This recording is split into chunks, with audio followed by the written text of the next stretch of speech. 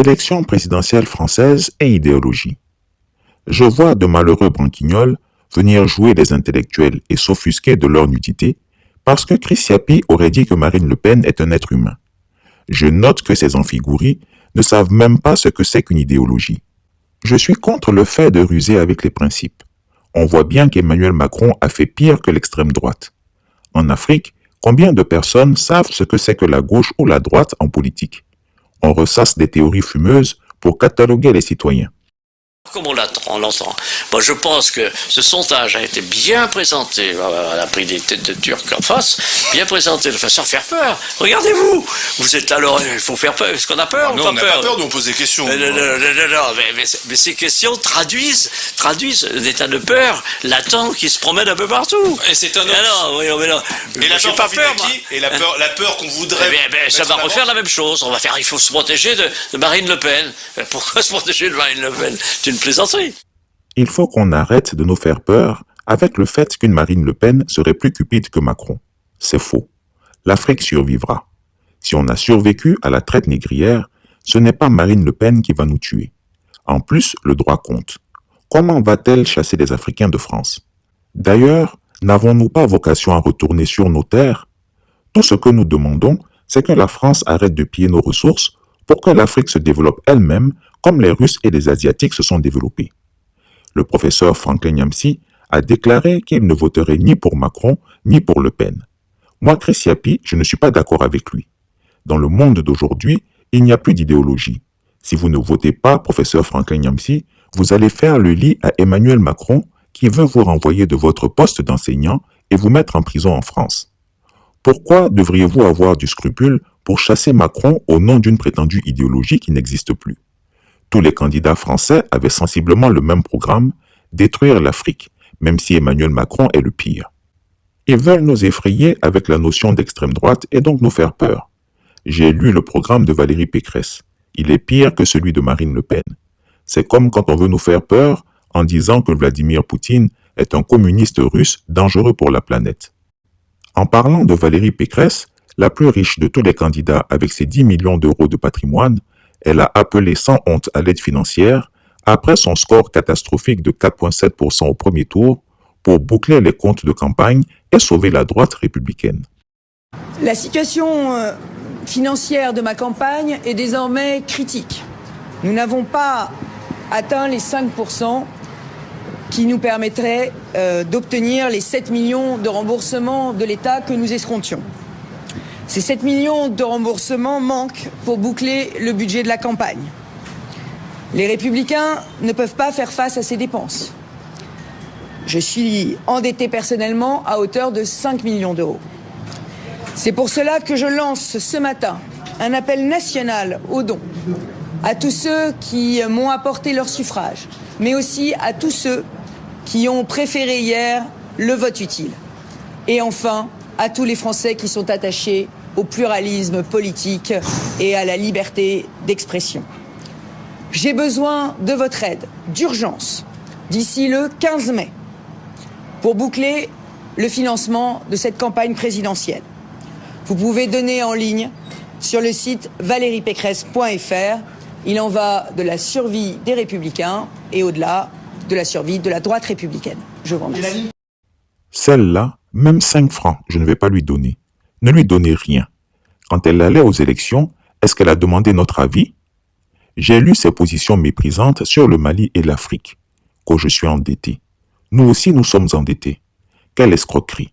Qu'elle aille voir Emmanuel Macron pour qu'il lui donne l'argent du Rothschild Gate, d'Alstom ou de McKinsey. Valérie, tu n'as quand même pas donné des consignes de vote gratis. Si tu ne rembourses pas d'ici le 15 mai, alors va te constituer prisonnière. Une chose est certaine, moi, Chris Yapi, je suis pour le tout sauf Macron, car s'il est élu, il va se venger du Mali. Franklin Nyamsi, est-ce ce que vous souhaitez qu'il arrive à vos amis maliens? En plus, il faudra bien qu'un jour l'extrême droite arrive au pouvoir en France. Elle est déjà très présente dans ce pays, et pourtant, ce n'est pas elle qui a déclenché la guerre contre la Russie. Ce sont les partis de la gauche politique européenne qui sont en première ligne pour développer la russophobie. Cher professeur Nyamsi, je viens de convaincre un électeur afin qu'il vote pour Marine Le Pen. Il reste vous. Sans être français, je lui aurais donné 2 voix. Que feriez-vous si Emmanuel Macron est élu et qu'il tue le colonel Assimi Goïta, comme Nicolas Sarkozy a assassiné le colonel Kadhafi? Que feriez-vous s'il vous met en prison après vous avoir envoyé de l'université? Marine Le Pen a-t-elle annoncé dans son programme qu'elle allait vous tuer? Chris Yapi n'est membre d'aucun parti politique. À la limite, mon parti politique, c'est la Côte d'Ivoire. Je suis profondément conscient qu'un président français ne travaillera que pour la France. Mais quand Emmanuel Macron dit qu'il veut tuer le chef de la transition malienne, je ne peux que souhaiter que le peuple français le chasse.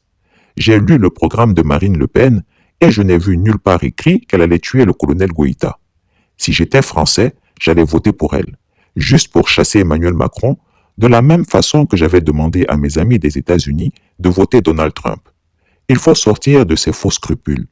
Marine Le Pen ne sera pas pire que Macron. Hélas, je ne suis pas français, même si Emmanuel Macron semble être le candidat des multinationales et de l'étranger plutôt que celui de la France. En effet, revient-il au Luxembourg ou à l'Ukraine de dire pour qui les Français doivent voter? Les Français sont-ils devenus si abrutis ou sont-ils des gamins incapables de choisir avec conviction leurs dirigeants?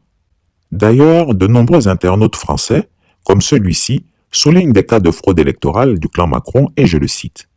Sur la base d'une étude de la liste électorale, de nombreux présumés électeurs de Jean-Luc Mélenchon et de Marine Le Pen ont été radiés de celle-ci. Ensuite, Macron s'est taillé une marge de 500 000 électeurs d'emblée. Il faut exiger un audit de la liste électorale. Tout ceci, sans compter le million d'électeurs qui votent via des machines à voter et celles qui compilent électroniquement les votes. Voilà. Pour eux, le vote électronique est antidémocratique car il autorise une fraude indétectable.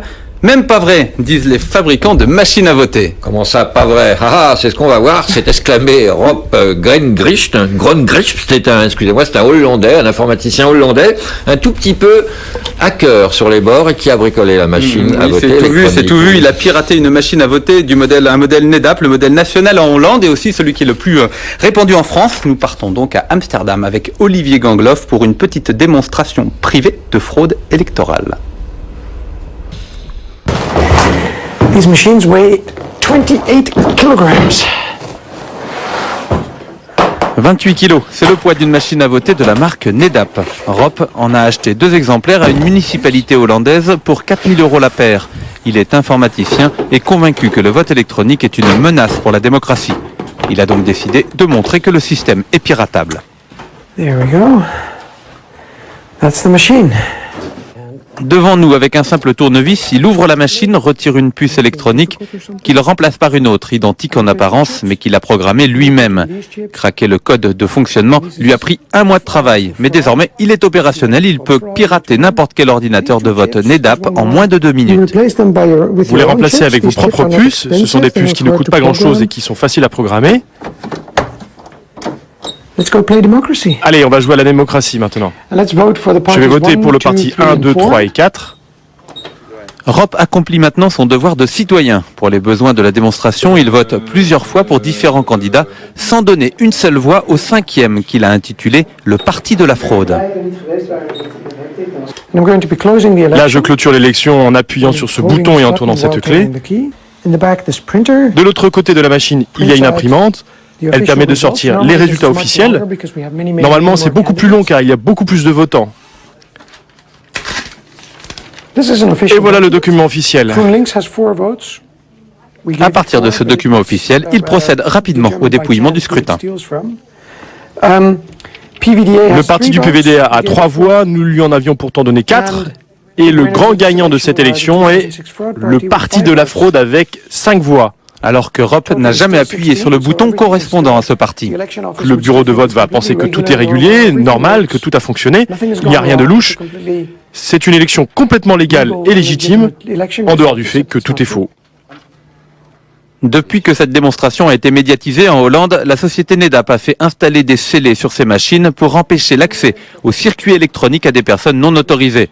Mais pour cet informaticien militant, ça ne change rien au fond de l'affaire. Cette fraude indétectable peut venir de l'intérieur. Les gens de NEDAP ou les importateurs en France, par exemple, ils ont accès à ces machines en permanence. Ils changent régulièrement les puces pour actualiser les logiciels nouvelles versions. Aux Pays-Bas, suite aux exploits de Rob Gongrich, une commission nationale a été mise en place. Lui est convaincu que son pays va abandonner le vote exclusivement électronique. L'Irlande, devenue suspicieuse, a remisé au placard les 7500 machines qu'elle avait commandées à NEDAP en 2004. En France, le nombre d'électeurs appelés à voter sur des ordinateurs augmente à chaque élection. Le 22 avril prochain, vous serez 1 million à faire confiance à une machine électronique. Eh ben. Alors évidemment, j'ai contacté NEDAP France Élections, mais son représentant n'avait pas l'importateur en France. Ils répondent quoi? Parce que c'est quand même gravissime ces trucs. Il n'avait pas le temps de nous répondre devant une caméra, mais par téléphone, il m'a donc indiqué que l'expérience d'Europe n'était pas très sérieuse, qu'il fallait arrêter la parano et qu'ils font des tests de toute façon avant et après les élections pour vérifier le bon fonctionnement de leur machine. Ouais, sauf que si la puce est programmée pour pas frauder pendant les tests, ça se voit pas, ça change rien du tout. Et ça, il y a des informaticiens français qui le disent. Il n'y a pas que le type à Gongrep. Là, il y a des Français qui militent contre les ordinateurs de vote. Et ils ont un site internet. Oui, c'est www.recul-démocratique.org. Cette fraude électorale ressemble point pour point à celle d'Alassane Ouattara, le violeur constitutionnel qui a imposé un 3e mandat illégal aux Ivoiriens. Moi-même, je ne savais pas que chez les Blancs là-bas aussi, on pouvait tripatouiller et frauder aux élections. Vraiment, bon sang ne saurait mentir. Il est vrai qu'il est difficile d'imaginer qu'Emmanuel Macron arrive en tête du premier tour de la présidentielle française après la débâcle de son parti aux dernières élections régionales. Difficile à croire en ce résultat quand on sait qu'il a mutilé à vie de nombreux gilets jaunes. Par quelle magie a-t-il obtenu 28% au premier tour alors qu'il a dilapidé, voire détourné des milliards d'euros de deniers publics pour McKinsey, les laboratoires Pfizer et Moderna et autres scandales de son quinquennat? Comment peut-il obtenir un tel score alors qu'il a détruit les hôpitaux, l'école française, les services publics, etc., en favorisant les plus riches de la société française? Puis qu'il veut réimposer le pass vaccinal, porter la retraite à 65 ans et ruiner le niveau de vie des Français. Macron le mal-aimé est aujourd'hui incapable de sortir sans se faire huer ou insulter par ses concitoyens. J'ai jamais vu un président de la 5e République aussi nul que vous. L'électeur français est floué par le candidat Macron. Voici un poème à conserver dont je vous fais lecture.